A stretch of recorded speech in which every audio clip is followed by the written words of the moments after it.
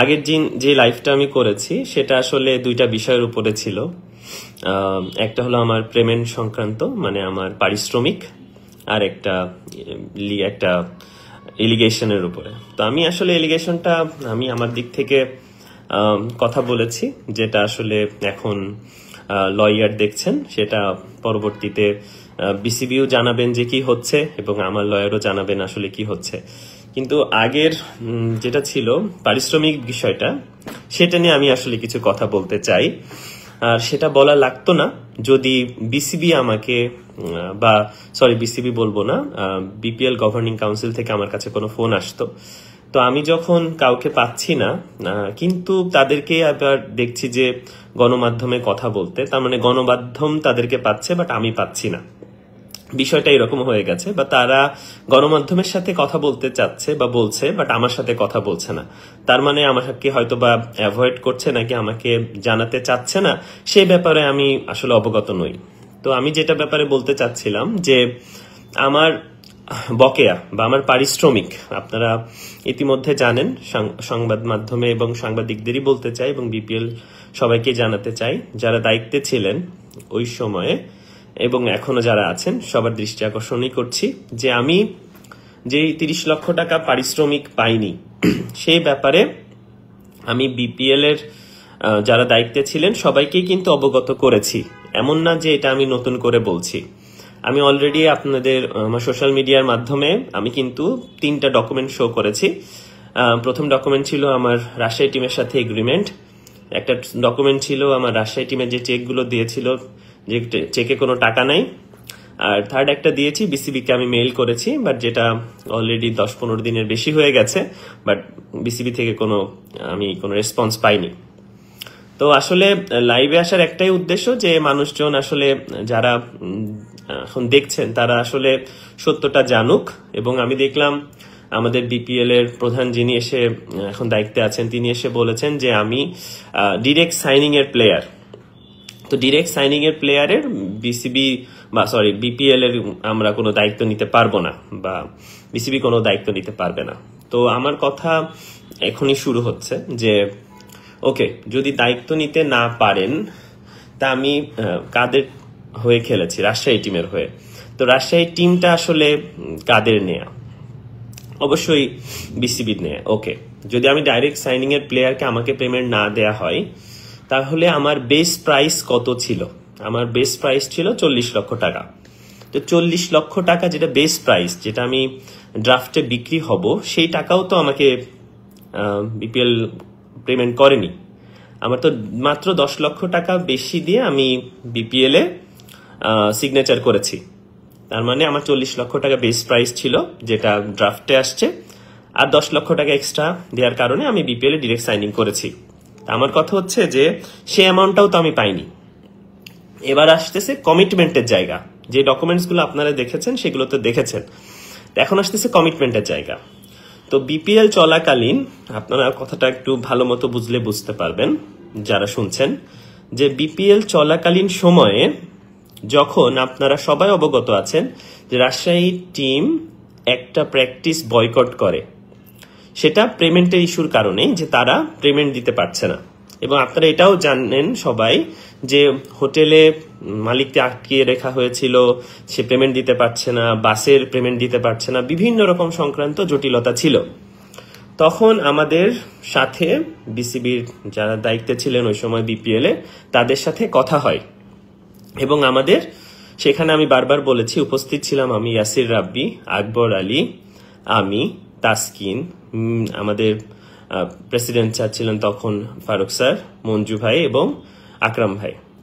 তখন আমাদেরকে রিকোয়েস্ট করা হয়, আমি বারবার বলছি, আমাদেরকে রিকোয়েস্ট করা হয় যে প্রপার ওয়েতে আমরা যেন আবার বিপিএল এর সবকিছু প্রপার ভাবে পালন করি, মানে আমরা ম্যাচ যেন খেলি, আমাদের ম্যাচ যেন বয়কট না হয়। আমরা এমনও চলছিল যে সকাল পর্যন্ত যে কি হবে, রাজশাহী টিম মাঠে নামবে কিনা বা দুপুরে নামবে কিনা, এরকম একটা সাসপিশিয়াস ঘটনা কিন্তু তখন ঘটছিল।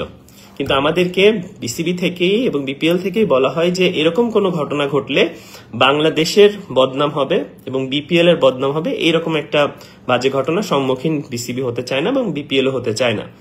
এবং এবং তখনই কথাটা আমাদের আসে যে কমিটমেন্টের জায়গা থেকে, যে তোমরা এই খেলাটাকে সুন্দরভাবে শেষ করো, পরিচালনা করো। পেমেন্ট যেটা আছে তোমাদের ডিরেক্ট সাইনিং এর প্লেয়ার হওয়া, ড্রাফটের প্লেয়ার হওয়া, হোয়াট এভার ইট ইজ, এটা আমরা নিজেরা পেমেন্ট পরিশোধ করব। এটা নিয়ে তোমাদের কোনো প্রবলেম নাই। ঠিক আছে, তখন আমরা কি করলাম, আমরা খেলাটাকে কন্টিনিউ করলাম।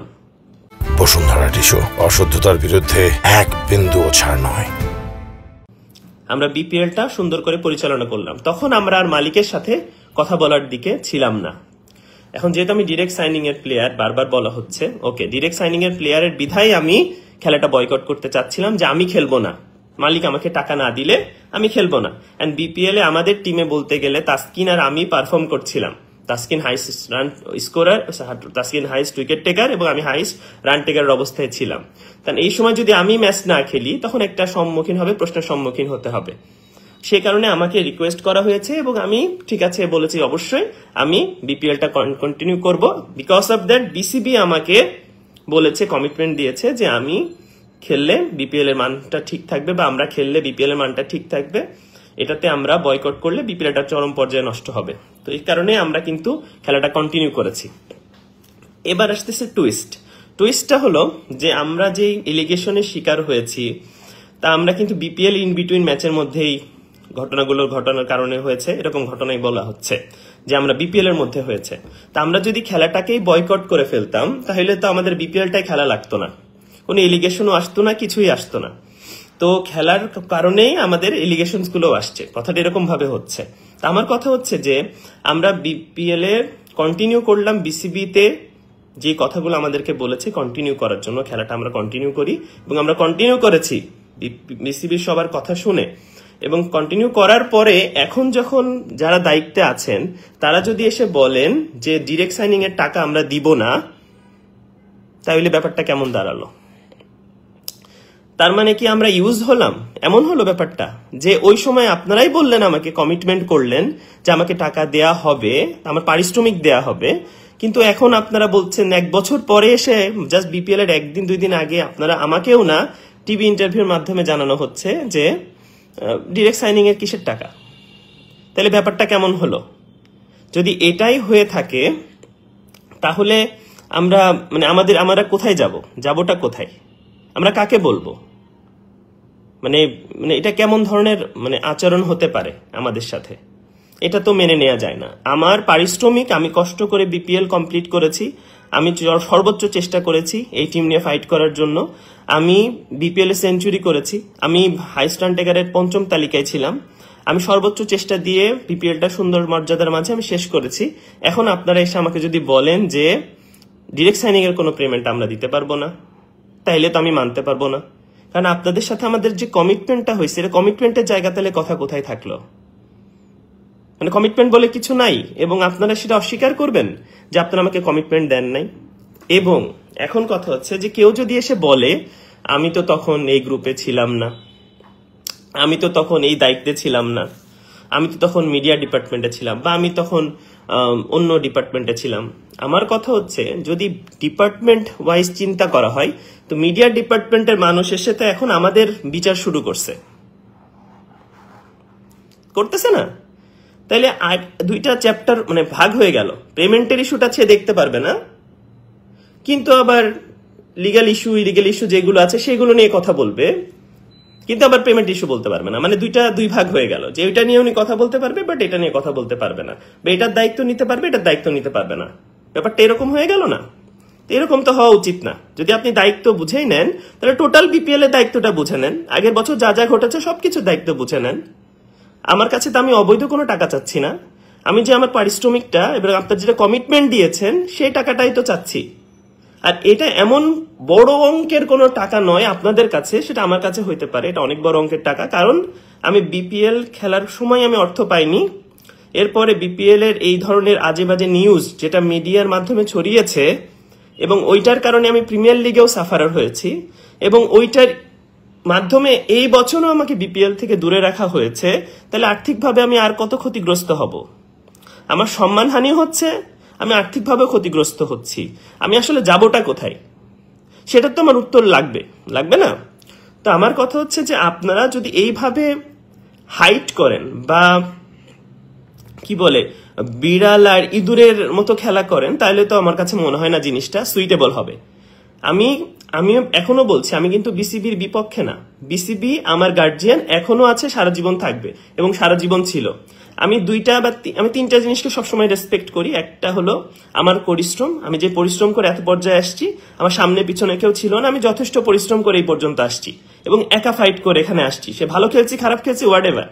সেকেন্ডটা আমার যত ভালোবাসার মানুষ, আমার ফ্যান বা আমার ফ্যান বলবো না, আমার বন্ধু ভালোবাসা যারা যারা আমাকে পছন্দ করে একটু হলেও তারা। দ্বিতীয় হলো বিসিবি আন্ডারে আমি আন্ডার 19 খেলছি, 17 খেলছি, এ টিমে খেলছি, বাংলাদেশ টিমের হয়ে খেলছি, তাদেরকে আমি সম্পূর্ণ মর্যাদা করি। কিন্তু বিপিএল এর যে ইনসিডেন্টটা হয়েছে এটাকে প্লিজ আপনারা একটু আলাদা রাখবেন।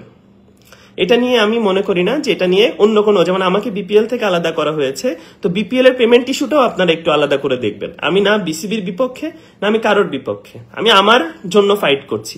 আমার আগে পিছে কেউ নাই। আমার যে 30 লক্ষ টাকা আমি পাই, সে ডিরেক্ট সাইনিং হোক what ever it is, BCB আমাকে কমিটমেন্ট করেছে বলে আমি বিপিএল খেলাটা কন্টিনিউ করেছি।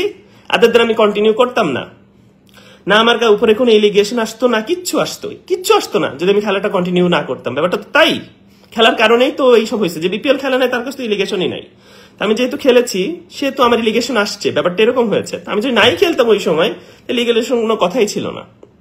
তা আমার পেমেন্ট যেটা আছে এটা আমি চাই বিসিবিতে যারা সেই দায়িত্বে ছিলেন এবং এখন যারা আছেন, আপনারা কথা বলেন, নাহলে আমার সাথে কথা বলেন, আমি আপনাদের সাথে আসি, এসে আপনাদের সাথে কথা বলে জিনিসটা সুন্দর করে পরিশোধ করে দেন। আমি খুব ভালো আছি। আমি যেহেতু কালকে এনসিএল এর ম্যাচে চলে যাব, আমি চাই কালকে আপনারা কথা বলেন, বলে আমাকে জানান যে না আমার পেমেন্টটা আপনারা পরিশোধ করেন। আমি এই দায়িত্বে ছিলাম না, আমি এখন আসছি। আপনি ভাই আগে যে দায়িত্ব ছিলেন, এখন যে দায়িত্বে আসছেন, আপনি তো বিসিবিতেই আছেন বা বিসিবির দায়িত্বেই আছেন। আপনি সব জানেন, সবকিছু বোঝেন। এখানেই সবাই আছে, এমন না যে সবাই আলাদা চলে গেছে। মঞ্জু ভাইও আছে, আকরাম ভাইকেও পাবেন, ফারুক ভাইকেও পাবেন। আগের যা ঘটনা ঘটছে, যা হয়েছে সবকিছু আপনারা জানেন। আপনারা জেনে বুঝে আমার পেমেন্টটা পরিশোধ করলে আলহামদুলিল্লাহ। আমি আমার আর কিছু বলবো না, কারণ আমি পরিশ্রম করে ক্রিকেট খেলছি। আমার পারিশ্রমিকটা না দিলে আমি তো অবশ্যই আমি কথা বলবো। আমি তো চুপচাপ করে বসে বাসায় থাকবো না, এমন যে আমি অবৈধ কোনো টাকা চাচ্ছি। আমার যেটা প্রাপ্য টাকা সেটা আমি বুঝে পাবো, তাইলে আমি ধন্যবাদ জানাবো আপনাদেরকে। এবং এই কথাটাই আমি, যেহেতু তাদেরকে ফোনে পাচ্ছি না, বলার সুযোগ নাই বা আমাকে ডাকাও হয় নাই যে আমি বলবো, আমি ইচ এন্ড এভরি ডকুমেন্টস দেয়া আছে আমার এই যে আজকের কথা বা বক্তব্য। আশা করি আপনারা বুঝতে পেরেছেন, আশা করি আপনারা হেল্প করবেন যেন এটার একটা সমাধান হয়। ধন্যবাদ সবাইকে, ভালো থাকবেন। ইনশাআল্লাহ পরবর্তীতে কোনো বিষয়ে যদি ইনকোয়ারি থাকে অবশ্যই আমাকে বলবেন, আমি অবশ্যই লাইভে এসে দরকার হলে আপনাদেরকে উত্তর দিব।